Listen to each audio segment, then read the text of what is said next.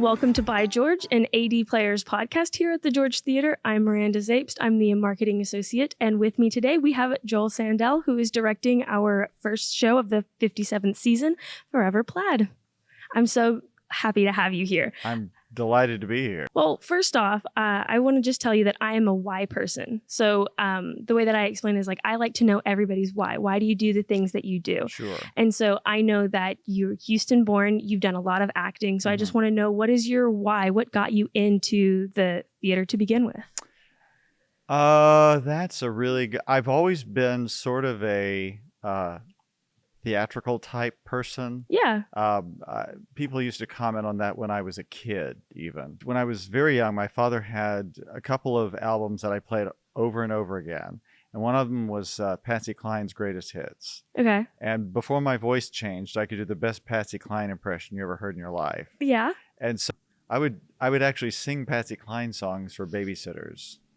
So I mean, that's the impulse to perform has been there from a very, very early age. And I'd never really intended to pursue acting or theater.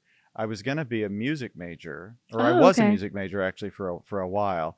I started as an instrumental major on trombone and then went to a vocal major and decided that really wasn't the path for me. And so I ended up going into acting because it's something I'd always done, because I'd enjoyed it. But it's one of those things that, because it is not the most, well, actually nothing I've ever done has been a career that would make money. Okay. But it's of everything that I've wanted to do, acting is probably the least profitable.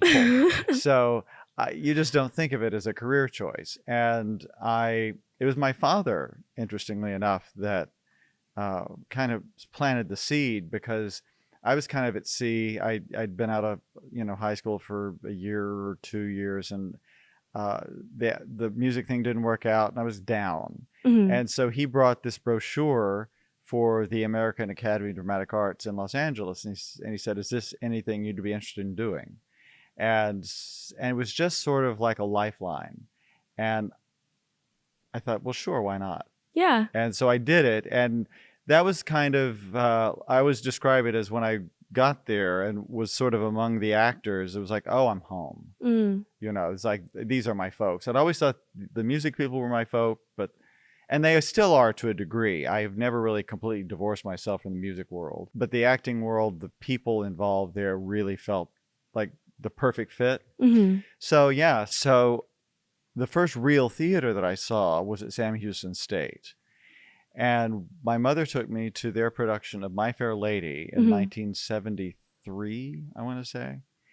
And it was like the classic story. It's like I went in as one person, I came out another. And it's sort of like the falling in love thing. When you fall in love with somebody, they said the atmosphere changes. Yeah. When I left the theater that night, I felt the air was different. Wow. So it was, it changed my life. And so I was like, okay, I didn't realize how much that had meant at the time. Yeah. But now that this is what I'm doing, it all kind of makes sense. Yeah. It's like everything fell into place. Exactly. That's incredible. I got my degree in cinematography or in cinematic arts. And so I know more of like the film world than I do the theater world.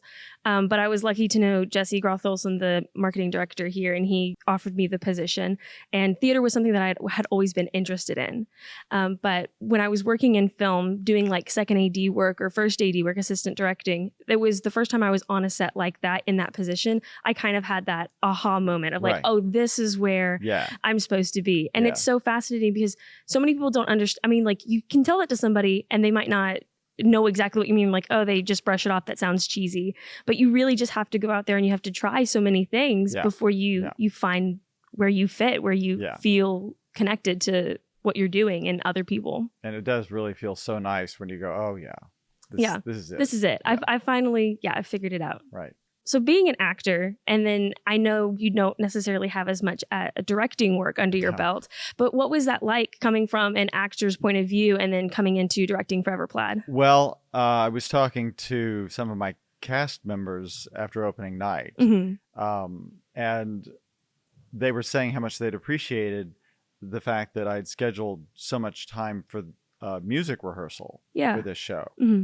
And I said, well, I think because I recognize as an actor with a show like this, where it's 22 songs in 4-part harmony, that they had to learn in really, we had just over 3 weeks before we opened. So wow. it was a very short rehearsal period. But I knew the music was paramount. And so I didn't even worry with staging until they had been through a week of music rehearsal, which they really appreciated. So that my actor brain knew they needed that. And I think that was one of the best things that in terms of being a director, that I was able to sympathize and empathize with what they were having to do. No, of course. Also, just there are not too many instances, but there are certainly instances of rehearsal situations that are not necessarily the most pleasant. And I knew it coming in. It's like, I want this to be, full of joy and love. That's what I wanted this experience to be. And I told the guys, first thing I said, this is what this rehearsal is going to be. And if there's any problems, please let me know. And please bring your ideas. I want everybody's ideas. And I don't want to be a dictator. I just want to be here to help you find what you want to do. And so I think that too was, I've learned a lot as an actor. Yeah. To what I don't want. How you don't want to be directed. Yes, exactly. Yeah. So that was good too. And then just having this show particularly, because it's ideal. I've only ever directed 2 other shows, and they were both 2-handers. So they were easy put-ups, and they were not taxing in that way. This has a lot to it, but because so much of it, 90% of the show is the music. Yeah. And we have Jonathan Kraft, who is the best music director anybody could ever hope to have. Absolutely. He is responsible, as far as I'm concerned, for really the show. Because without the music being as beautiful as it is, you don't have this show. Of course. And then Chesley Crone, who's my choreographer, did all of the great movement stuff, which is just delicious as well. Yeah. So she too. So I was really there just to, I cast it, and I judged the acting scenes, and, said, well, let's put them here and here for this particular moment. But for the most part, it was Jonathan and then Chesley, and then I put myself in the third place in terms of what I contributed. Wow. Okay. So yeah. Well, it's definitely a team effort. Absolutely. Yeah. You talked about telling your actors, like, coming in with their own ideas and presenting how, if they had anything for the show. I heard opening night or preview night that one of our cast, I think it was Charlie Metchling. Oh, he jumped off the stage. He jumped off stage, yes. Do you want to talk about that? Could you tell Charlie, me? I've got to say, Charlie Metchling was in the group Straight No Chaser. Okay. And I don't know if anybody's familiar with that. A lot of people are, but if you're not, you should do a YouTube search on that, because he was the base of that group for 14, 15 years, and he left them about 1.5 years ago. And he was the first person I cast. Okay. Because he is Chesley Crone, my choreographer. He's her son-in-law.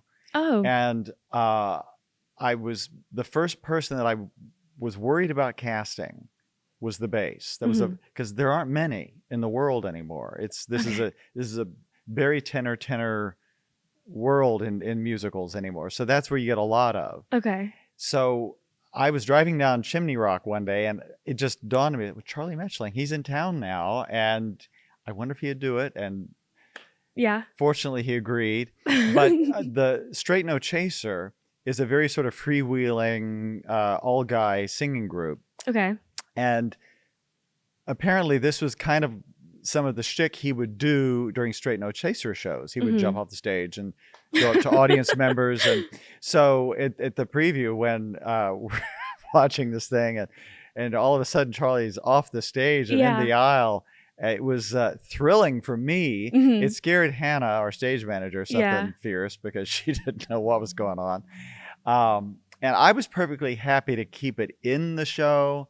But I was advised that because there was a lighting element where he was jumping, that it's not necessarily the safest thing. So I had to say, well, we can't. I'd love it, but you can't. Oh, okay. So he is now, what he has done, and I think it's fine. He's finding places where he can go down into the audience from where he can walk down. Okay, that's perfect. Because it is a nice thing where he can just kind of go up to folks and sing right to them. Mm-hmm. But yeah, he's such a natural. Of course, he's had so many years of experience, so that just feels so organic when he does it, and it's so much fun. That's it. Yes, that's what I heard. It was from Hannah, and she was saying that it was a safety issue because there was a light that he could have tripped over or something. And so, but I think the audience participation is phenomenal. Yeah. I mean, really, it is a show. And that's one of the kind of shows that I love going to the theater for, is when they're talking directly to you or they come out to you. It's just so immersive. Yeah. Well, and this show in its original conception was like a nightclub. It was like a cabaret thing where the piano and drums or whatever would be just, right there in front of you. And there'd be like tables. Yeah. So it was created in that atmosphere. So it was never really intended for a theater the size of the George. I see. But because Michael Mullins, our stage designer, has created this wonderful space that gives a sense of intimacy in that large house, it really helps. And all of our guys seem to have really, I didn't know this. I cast this on voice. Yeah. Because that was when I went in, I said, I don't care if they can act. I don't care. I want to know if they can sing and how they sound together. And when we find the 4 voices that sound the best together, we'll have our cast. Okay. But I didn't. And so we found them. Yeah. But what I didn't know was that each one of them was going to be such a natural in terms of the interplay with each other and with the folks in the house. Yeah. And that's a gift because you don't ever really know about that kind of thing. And then the other thing that is interesting is that apparently, inadvertently, I've cast all 4 of these men in characters who they basically are. Yeah. So Chesley was saying one day at rehearsal, because we were laughing about somebody that was doing something very in character, and she said, "Did you know you were casting the guys in their character?" I was like, "No, it was just fortuitous." So when we were doing all of our marketing to promote the show, and we had our little skits of the actors themselves promoting in not the best ways, we were very hesitant because we've promoted shows in the past where we asked them to improvise or we asked them to go off the cuff. And a lot of people, especially in this world, aren't comfortable with that. They like to have a script. They like to know exactly where we're going. But this crew, they knew, we told them our idea and okay, let's run with it. They just knew exactly where they were going. Yeah. It really is a gift to be that improvisational. And I told the guys, I said, it's okay to let the show grow a little bit, but let's not. Yeah, keep it contained. Because it's when you have people that are this creative and have this ability to sort of fly with the moment, it could go pretty far afield. I see. So it's just keep it within the parameters of what we set, but you can play within that parameter.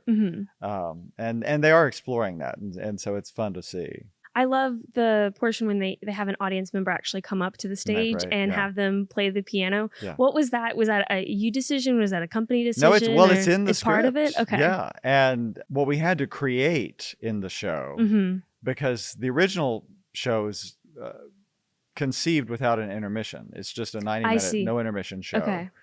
And like I said, in a nightclub setting, the piano's right there. So when they did the scenic design, they put the orchestra upstage with a partition between the band and the stage area. So there was no access for the audience member to get to the piano. So we had to bring on a little electronic piano at intermission. Yeah. The intermission we created. And also in the original company, the guys who created it were creating it to the talents of the folks they had. Okay. So one of their guys was a really good pianist.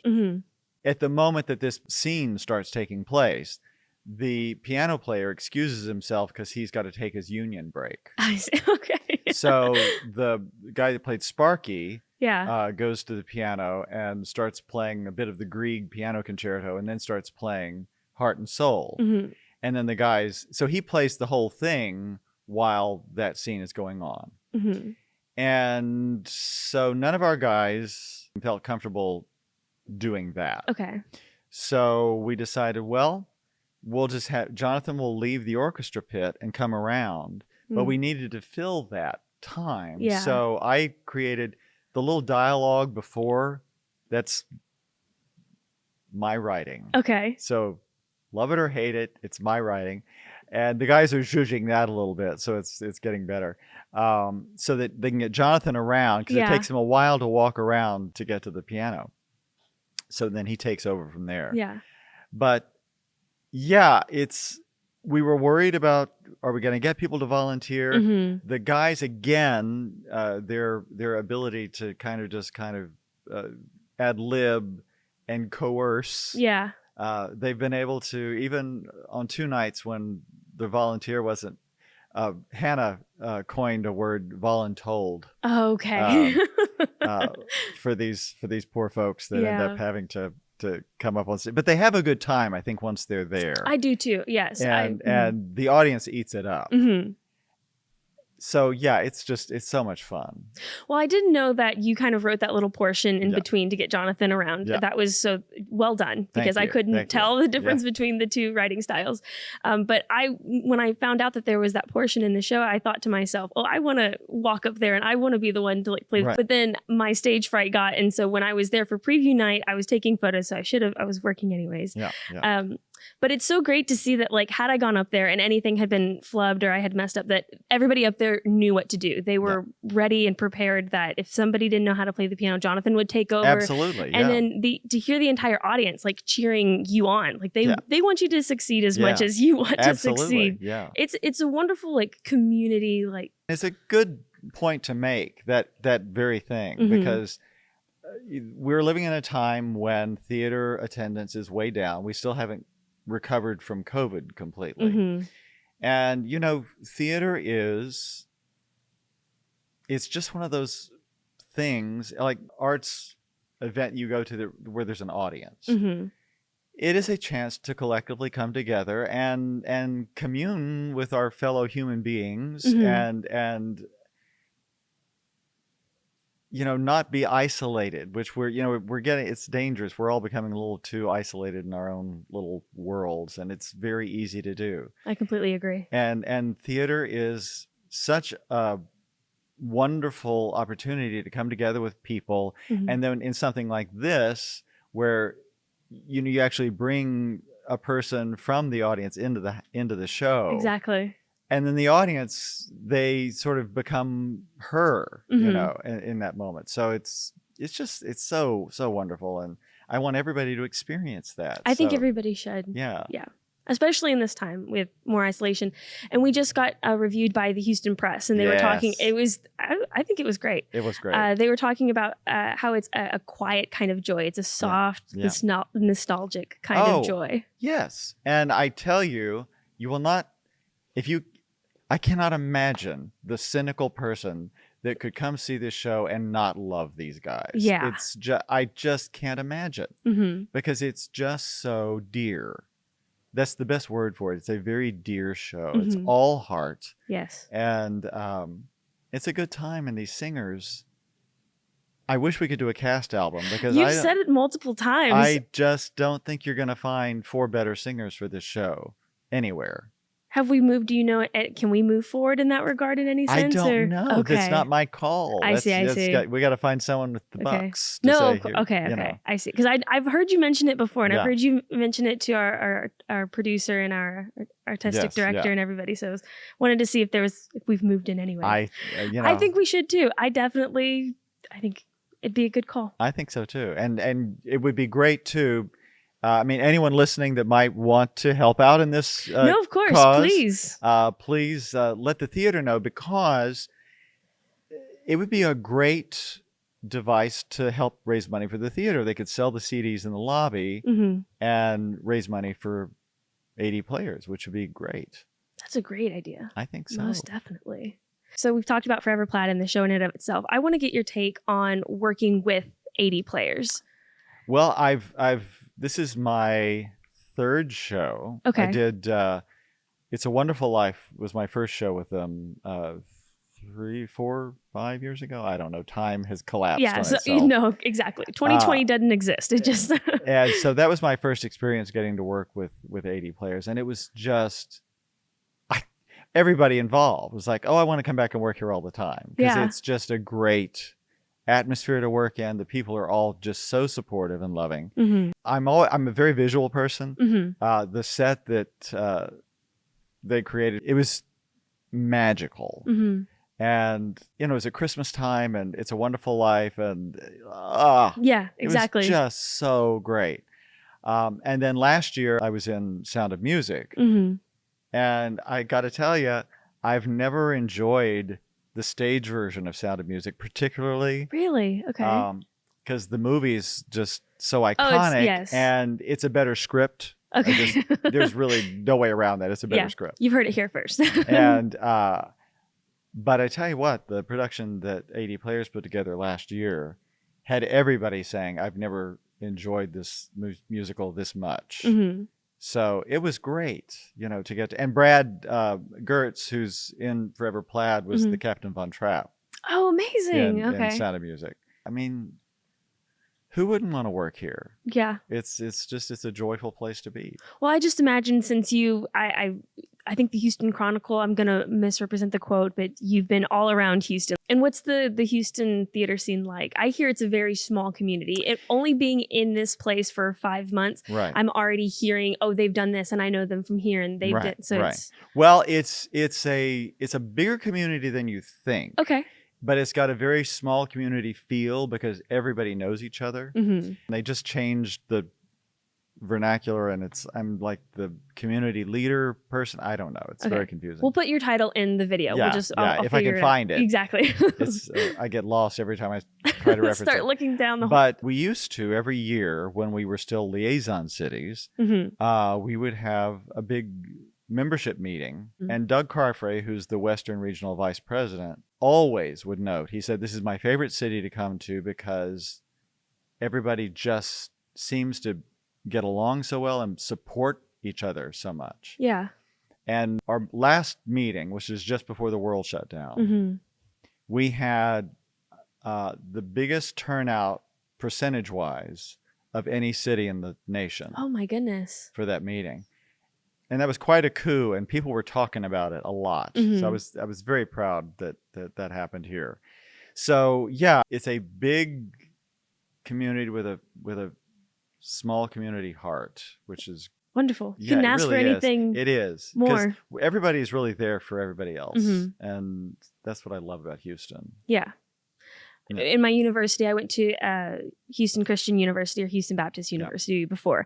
And I was originally going to go to UT Austin, but it turned out it was just my family needed me here. But I think I made the best choice because it was just a smaller university and it worked best for me. And then I think coming in here into the Christian theater, we're the world's leading Christian theater company, just to have that small community, I think means so much, especially in the theater world. Absolutely. Yeah. Now the George is sort of mid to large size, I would, in terms of like the space. No, of course. But we do have a lot of terrific, genuinely small theater that goes on in Houston too. So yeah, we've got it all. I think it surprises people how much we've got once they start kind of looking around. Well, that's what I was going to say. It's because you wouldn't say that, at least before. I didn't know that Houston was like a theater hub. Right. I mean, you hear Chicago, New York, and all of these other places, but Houston, it sounds like it's on the up and up, or it's always been here. It's just been overlooked. I tell you, it's really come on in the last, when I started working regularly in Houston, which is in the late 80s, 1980s. I guess I have to say 1980s. No, we knew the 80s. Yeah, that's true. I know the 80s. You would assume it was the 1880s. No, that's too long ago. And, it was a much smaller community. I see. And in the last 20 years, it's just exploded. And that's because there's been a lot of sort of entrepreneurial spirit among actors who just want to produce for themselves and have created theaters. And now we've got The Match, Midtown, which is a place where if you've got a project you're passionate about and you want to produce, you can produce your own show. I did not know about that. Yeah, I mean, you got to get the money No, of together to do course. it. Yeah. So yeah, Houston's a great city for anyone that really wants to do it for themselves. Yeah. It sounds like it. Yeah. Very much. So completely changing gears. Yes. I hear that you have a YouTube channel called Car Takes with Yes. Deborah Hope and I started this 1.5 years ago. I see. Car Takes with Deborah and Joel. Mm-hmm. Press coverage in Houston on theater has gotten so bad. Mm. It used to be really good. The Chronicle was very good about covering everything. When I first started working here, we also had the Houston Post. So we had two major papers that covered theater regularly. Mm-hmm. And a lot of that was what I call passive advertisement. You know, if you got a paper delivered to your house every day and you had it open on the table or whatever, and you might just see a picture of a show and it might intrigue you. Yeah. To look into it. Mm-hmm. We don't have that anymore. I see. And even online, you almost have to specifically search for something to find it. And you really have to do that with mine and Deborah's YouTube channel too, but we wanted to do something because we just wanted to get people out to the theater. Mm-hmm. We are very careful to tell people we are not critics because we are actors. Yeah. And that didn't seem ethical that actors would be critics. Mm-hmm. And we wouldn't want to do that anyway. We're supporters of theater. Whatever we see, we will, even if we don't necessarily appreciate it completely, we always promote it. And we want people to go see it because our opinion is not going to be somebody else's opinion. And that happens so often because I always say this. How many times have you been to see something with someone and you have completely different opinions about what you just saw? 100%. So neither one of us want to be the person that is going to keep someone away from seeing something they might thoroughly enjoy. Mm-hmm. So we always put a positive spin on whatever we see. I see. And fortunately, in terms of, at least in terms of technical production, we just know a lot of folks that are doing great work. Mm-hmm.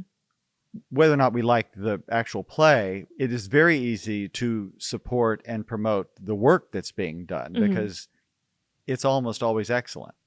So that was the impetus for that. And so that's been going on. We're kind of at a standstill right now because Deborah's doing a show at Stages. And oh, I see. Okay. So we were both just doing Present Laughter at Main Street before I started rehearsals for this. So that kind of curtailed activity because we were working on show nights. No, of course. So it's going to be interesting to see how much we're able to get out and see, but we see as much as we can. And we also do movies. That's what I was going to say, is because it's not just the live theater, it's also the movie theaters. I saw one of your reviews from almost 10 months ago. I also noticed that you hadn't posted in the past month, so I'm glad that you answered that question, because I was like, no, I'm intrigued now. Now I want to see what's coming out.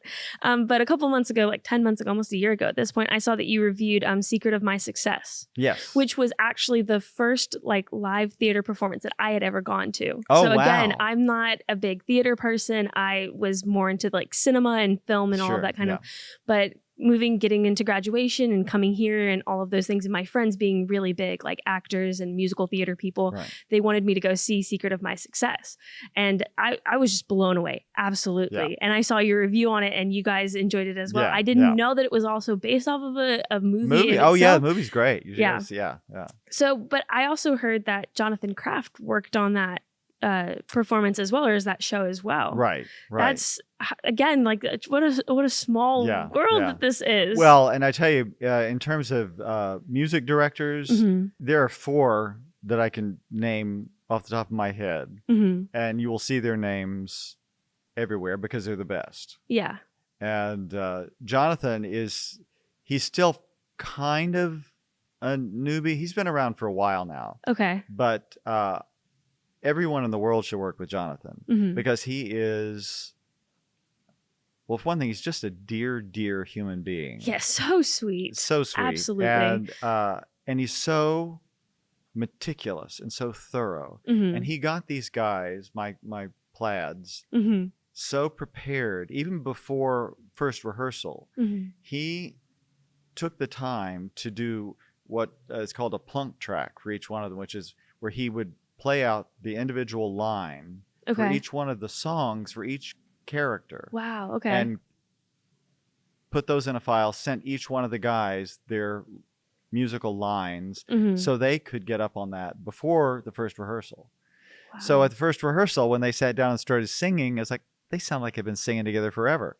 So they were already in the zone. Yeah. So yeah, Jonathan, if you are looking for a music theater director out there, you want Jonathan Kraft. Good to know. Yes. Rapid fire questions. Yes. If you could, so in the show Forever Plaid, at one point, I don't remember the character's name, but he comes out with a suitcase and he's like, you know that you can actually take one suitcase with you when you go. Yeah.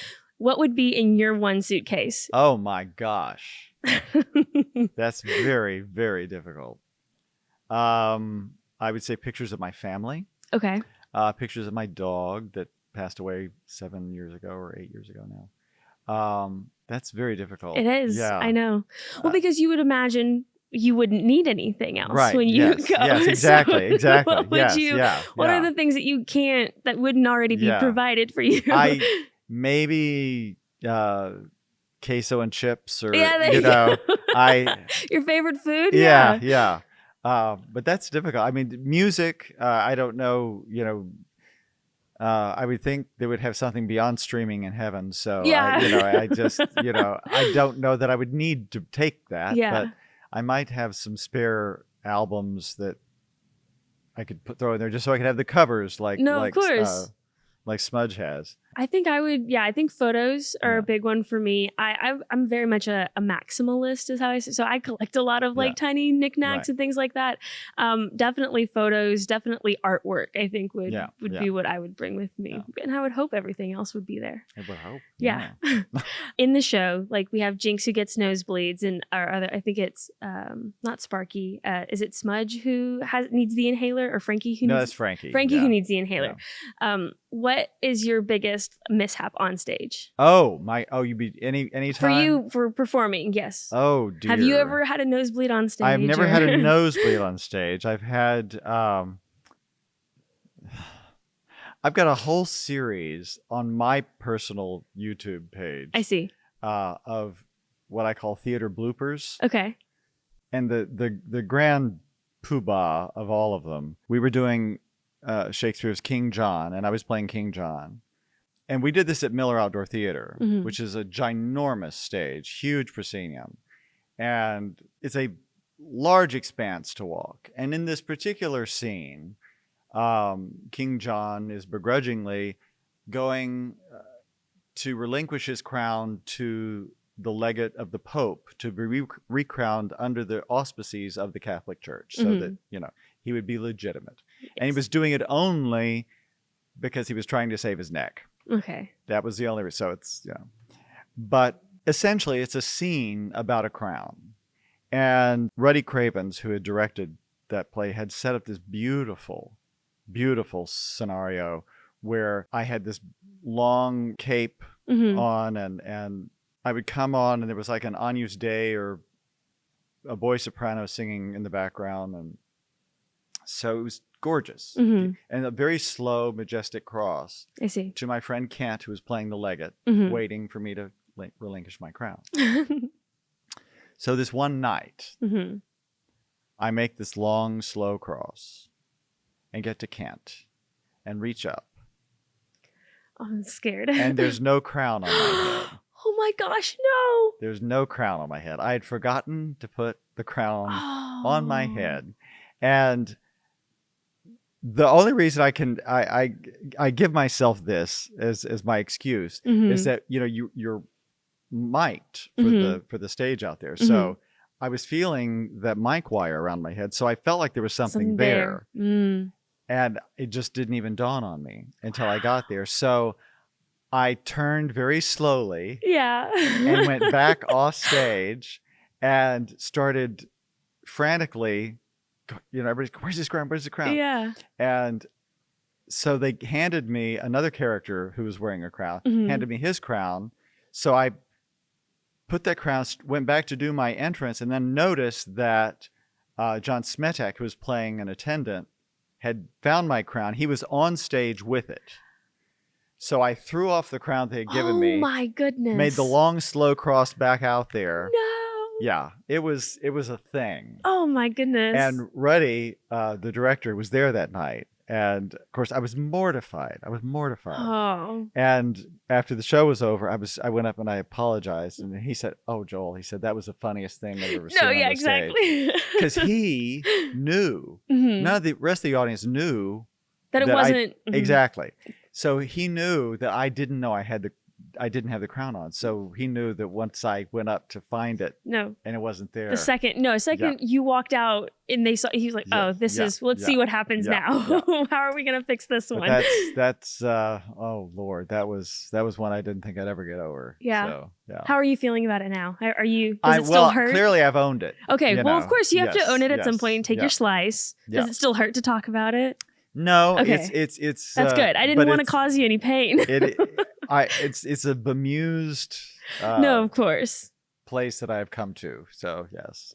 Amazing. Well, thank you so much for being on this episode. Oh, my pleasure. Is there anything else that you would like to plug, that you'd like to talk about Forever Plaid, or what are you working on next? Well, I'm doing a cabaret show at Ovations on October 2nd. Okay. Called Switcheroo, where the guys sing women's songs and the women sing guys' songs. It's sort of like Broadway backwards, which they do in New York. So we're doing that on the 2nd, and after that, there's nothing. If anyone's got a job, I'm open. Perfect. But otherwise, just come see Forever Plaid, because it is the best time you'll have this year. It will leave you feeling so happy, and your ears will be so joyful after hearing these guys sing, because I will be here as many nights as I could be here. Most definitely. Yeah. That's the only thing that I'm upset about with in our promotions, is that we can't actually put any in any of the music. I know. And so it's like that's the main selling point. It is that it is 90% of the show. I mean, it's also comedy and joy and love and everything. But no, most definitely. Everybody who, if you have the time, come see it. Absolutely. It'll community, love, joy. It'll leave you. And spread the word. Please, yes. Tell your friends. Well, amazing. This has been By George, an 80 Players podcast at the George Theater. I'm Miranda. And I'm Joel Sandel. And we will see you guys next time. Bye-bye. Bye-bye. This has been By George, an 80 Players at the George Theater podcast, hosted and produced by Miranda Zapes. Listen anywhere you listen to podcasts, and follow us on Instagram at By George Theater. That's THEATRE. Be sure to like, share, and subscribe. And By George, we'll see y'all next time. 1960.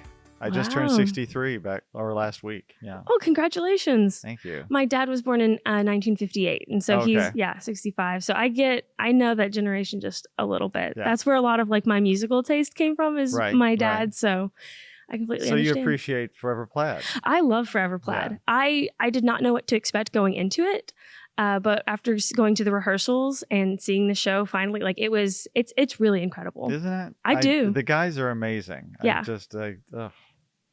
I haven't missed a show yet. I'm hooked. Even though you've been with it for so long, you're already. I can't not see it. Exactly. It's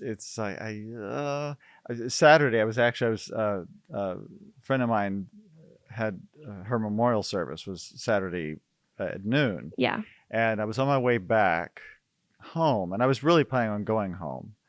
And it was sort of like there was a point where it was like the roads diverged. It was like, which way am I going? It's like, am I going to the theater? And I just couldn't not turn off to come see the show. Yeah. So, no, that's wonderful. Yeah. That shows that's dedication, and it just shows how wonderful the show is. It is. I can't. Oh, it's so good.